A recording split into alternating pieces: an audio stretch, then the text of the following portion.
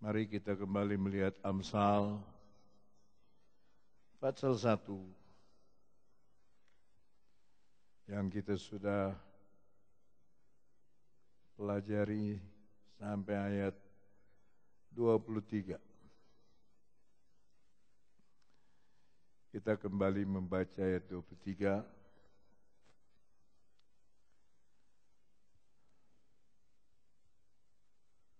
Dua, tiga.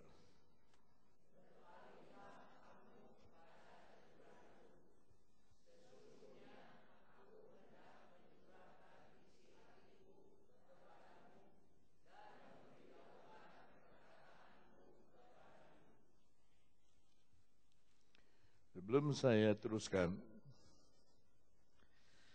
saya ingin saudara mulai dari hari ini dan nanti hari Minggu saya umumkan ulang.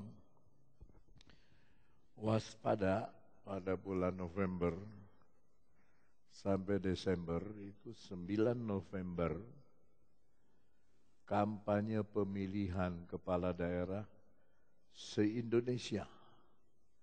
Lebih kurang 269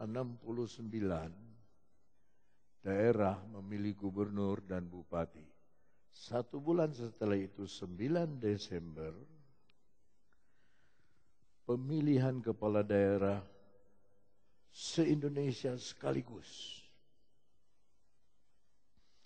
Biayanya pun sangat besar dan tentu mereka semua ingin mempunyai kedudukan dan mereka akan mulai kampanye.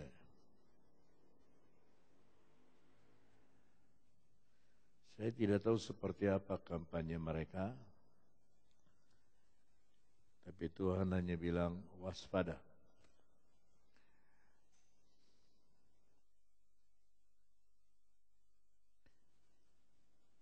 Selama 1 bulan waspada, tanggal 9 waspada pemilihannya. Setelah pemilihan itu juga waspada, sebab akan ada banyak orang yang tidak puas, naik ke pengadilan dan sebagainya. Dengan keadaan sepeda motor dan mobil yang begitu banyak di Indonesia sekarang ini,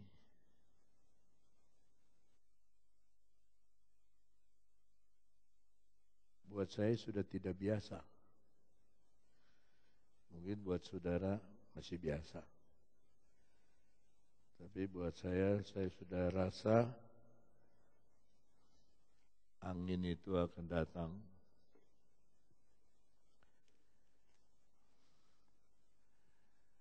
Dan hanya gandum yang tinggal di tapia.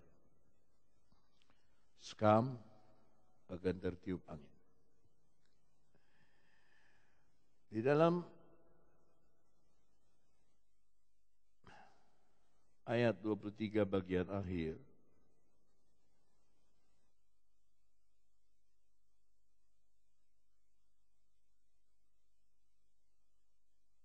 saya sudah terangkan minggu lalu.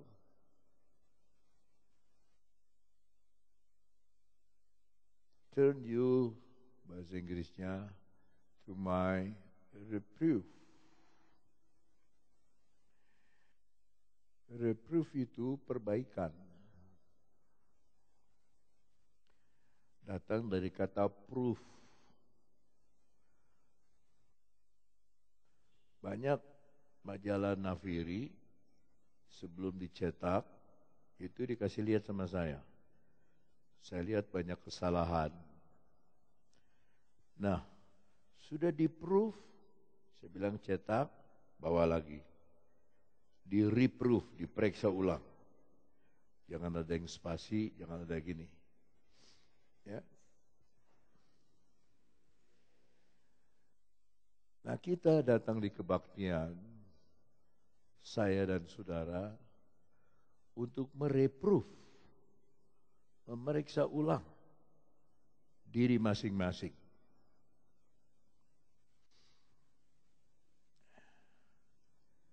Lalu dikatakan, behold, lihatlah, I will pour out, aku akan mencurahkan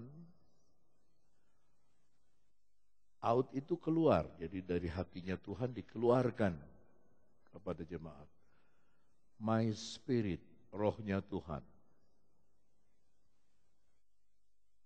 di atasmu. Lalu dia bilang, I will make known. Aku akan membiarkan engkau mengetahui, mengenal my words, firmanku unto you. Mari kita tundukkan kepala. Ya Bapa Surga, ampunilah kami jikalau melalui mulut kami masih keluar kata-kata umpatan, masih keluar kata-kata sungutan. Ajarkan kepada kami, mendoakan mereka yang memfitnah kami, yang memutarbalikkan keadaan, yang menjadi Yudas di dalam pekerjaan Tuhan, yang tidak mau bertobat dari jalannya yang lama, hidup memelihara jalan yang lama.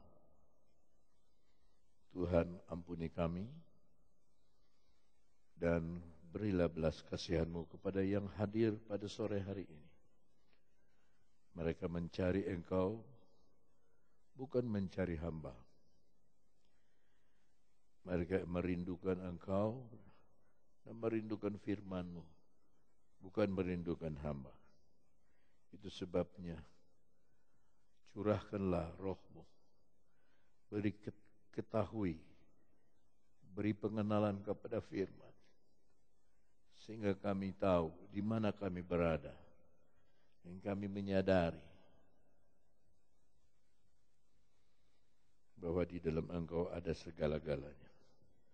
Terima kasih Tuhan, berfirmanlah kepada kami, karena kami siap mendengar adanya. Haleluya. Amin. Tadi tiba-tiba saya ditelepon oleh Wali Kota Sukabumi. Wali Kota Sukabumi menelpon saya karena dia baru cuci darah. Padahal kreatininnya tidak terlalu tinggi, tapi dia pilih cuci darah. Setelah kurang lebih 5 menit bicara, yuk kamu ke sini, doakan saya. Dia bilang, saya masih dalam pemulihan, dari jauh saya akan berdoa. Kamu berdoakan saya doakan kamu. Waktu pertama saya mendoakan dia, saya berdoa di dalam nama Tuhan Yesus Kristus. Jadi sekarang tidak wali kota, tidak bupati, semua orang memerlukan Tuhan Yesus. Itu sebabnya jangan kaget kalau tetangga saudara, kenalan saudara, minta keterangan tentang Yesus. Karena saudara sudah dipilih oleh Tuhan untuk pour out, untuk memberikan, mencurahkan isi hati Tuhan, rohnya Tuhan kepada mereka.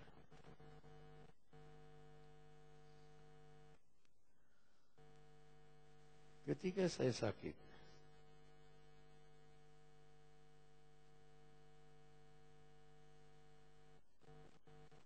Tuhan memperlihatkan kepada saya banyak penglihatan. Saya cerita ini kepada profesor saya di Jakarta tadi malam. Dia mau ke Israel. Dia cerita mengenai antara dokter-dokter Yahudi. Bicara dengan dia bertanya begini. Kenapa orang Yahudi tidak bisa terima agama Kristen?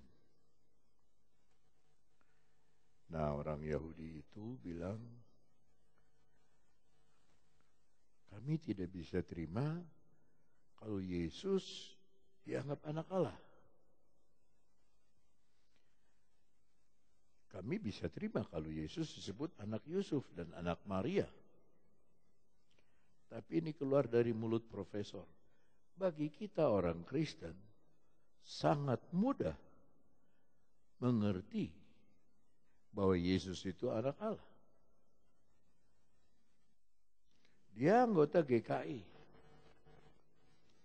Tapi bisa punya iman, sangat mudah percaya bahwa Yesus itu anak Allah.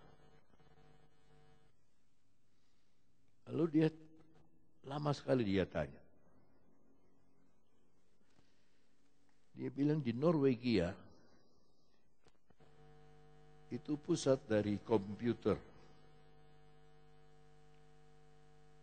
Seluruh dunia ditaruh di sana, ahli-ahli komputer tinggal di sana, penjaga komputer tinggal di sana, harga-harga di dunia sudah dipatok di sana, sudah tahu dia di sana. Penjaga komputer itu seringkali melihat yang aneh-aneh. Komputer itu mati sendiri, strumnya ada. Ntar hidup lagi. Ntar mati sendiri. Ntar hidup lagi. Yang aneh, negara Kristen Norwegia itu memanggil paranormal untuk mengusir setan-setan yang ada dalam komputer itu. Nah, dokter profesor ini dia bilang sama saya, iblis ini pintar.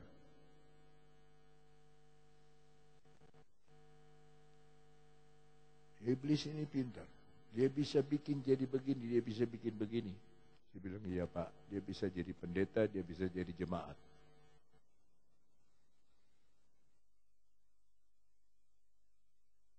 Jadi soal keselamatan,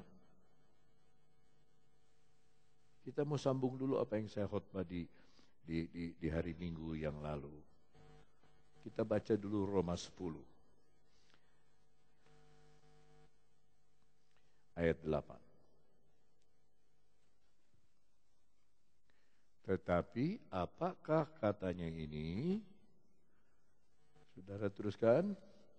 Firman itu dekat kepadamu, yaitu di dalam mulutmu dan di dalam hatimu. Itulah firman iman yang kamu beritakan. Saudara dibenarkan oleh perkataan iman saudara. Saudara tidak bisa dibenarkan oleh iman saya. Sebaliknya saya tidak bisa hidup dengan iman dari saudara. Kita masing-masing akan bertanggung jawab kepada Tuhan. Kita lompat kepada 2 Korintus 5 ayat 7. Sebab hidup kami ini adalah hidup karena percaya, bukan karena melihat. Saudara lihat keterangan dokter, saudara lihat keterangan pemeriksaan darah, saudara lihat, dengar nasihat dokter, saudara lihat kata-kata manusia, tapi saudara tidak mau dengar perkataan Tuhan.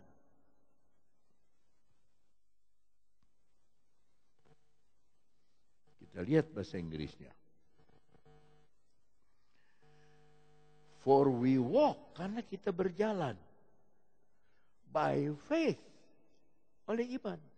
Iman siapa? Apa saudara jalan dengan iman saya? Nggak mungkin. Saya jalan dengan iman saudara? Nggak mungkin. Not by sight, bukan dengan penglihatan. Kadang-kadang kita kalau lihat kebaktian banyak orang, imannya kuat. Oh, keliru. Lihat Nabi Nuh, jemaatnya cuma 7 orang. 120 tahun dia pelihara iman kepada Tuhan. Tetapi mari kita lihat 2 Korintus 5 ayat 8.